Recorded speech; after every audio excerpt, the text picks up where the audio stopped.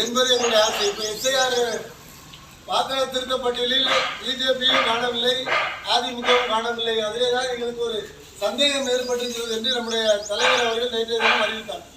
உண்மையிலேயே வாக்காளர் பட்டியலில் கிட்டத்தட்ட ஒரு 70,839 பேர் இந்த 2 சட்டமன்ற தொகுதிகளை நீக்கியிருக்கிறார்கள். அதில் இருந்தவர்கள் எண்ணிக்கை 31,000. விடுபட்டவர்கள் எண்ணிக்கை என்றெல்லாம் பார்த்தால் எங்களுக்கு ஓரணியில் தமிழ்நாடு என்ற ஒரு உறுப்பினர் சேர்க்கையை சேர்த்தோம். அந்த உறுப்பினர் சேர்க்கையில் கூட ஒரு 630 பேரை நீக்கியிருக்கிறார்கள். அப்படி என்றால் உயிரோடு இருப்பவர்களையும் நீக்கியிருக்கிறார்கள். கருவந்தாவில் இருக்கிற 200 வாக்குகளை கொண்டு வந்து இடையர் தமிழை சேர்த்திருக்கிறார்கள்.